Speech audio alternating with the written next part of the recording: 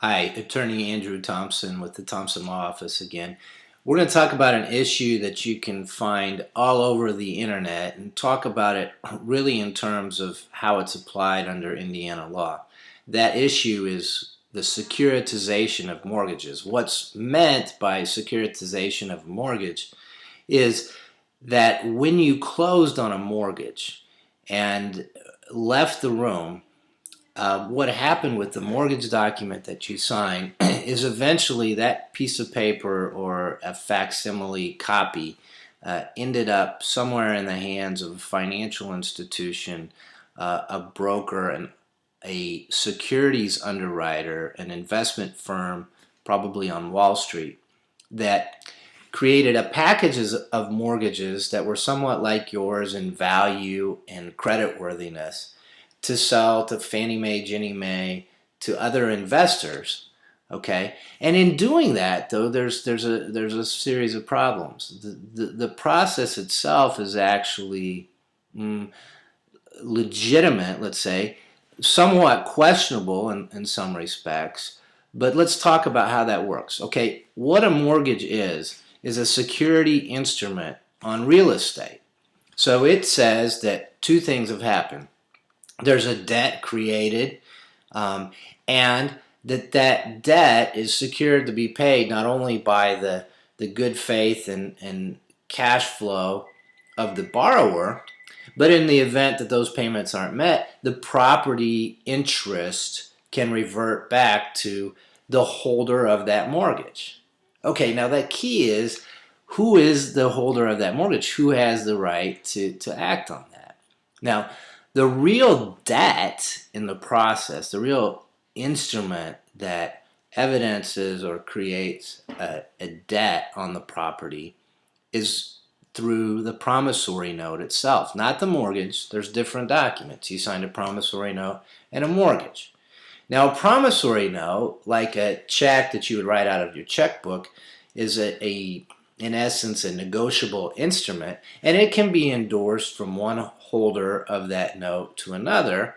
And as long as they hold on to the original, as long as those endorsements are properly negotiated, signed, and consideration is given for them, then it can change hands many times, and the debt holder is still able to enforce all of its rights, including going back to the original mortgage holder and foreclosing on the mortgage that secured the property. And that's true whether that mortgage was assigned over to them as part of the process of getting the note, or it stayed in the hands of the original mortgage holder, who should have also been the person who had the original note. And that's a question for another segment that we'll deal with at another time. Okay, so in order to have a properly formed mortgage interest as a creditor, okay, you need to have both a note that creates a debt and a mortgage interest. And the two need to be joined. And as long as the only thing that moves around is the promissory note, the negotiable instrument that evidences the debt itself, the mortgage is still valid, and that's not a problem.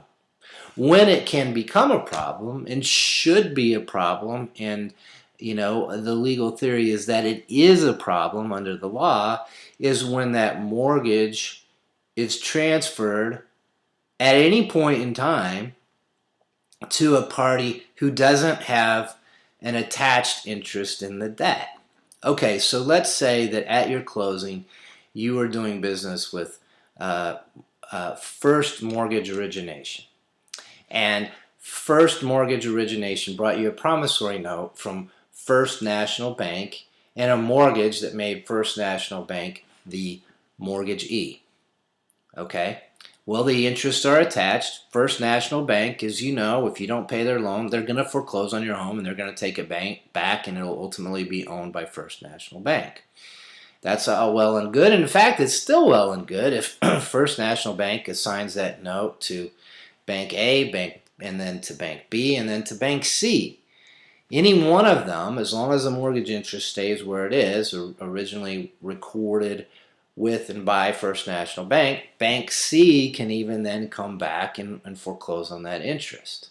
Okay, because the mortgage never moved. It was recorded against the property. It is what it is. It's attached to the property by legal rights.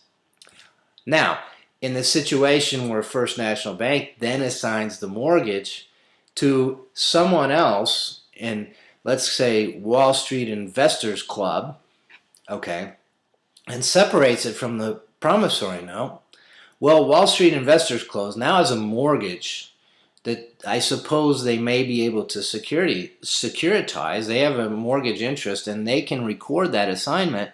But what does it protect? Because now the interest is either stayed with First National or it's gone to Bank A, Bank B, or Bank C.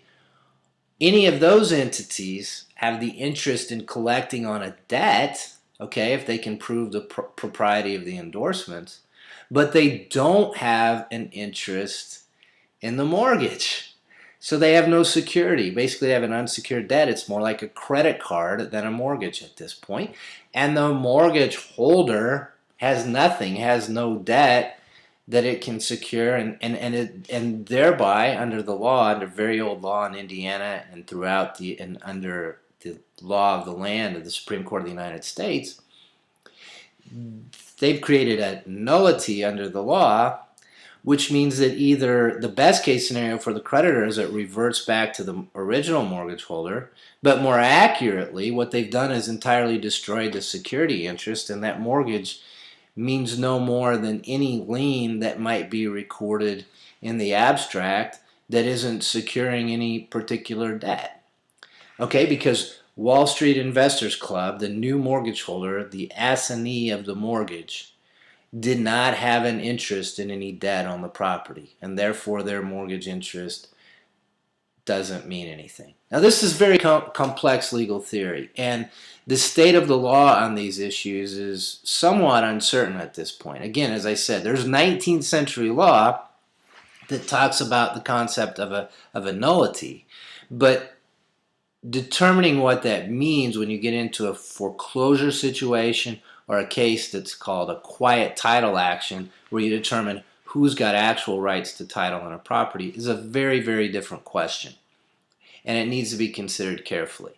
So at the Thompson Law Office, we've endeavored and are working hard to help homeowners evaluate, determine, and act on their rights to protect them to the fullest extent possible.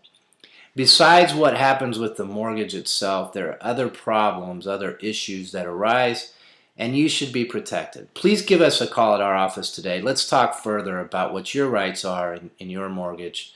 Today, if we can, our phone number here is 317-564-4976, or feel free to call us at our toll-free number, which is 877-365-1776. Thank you.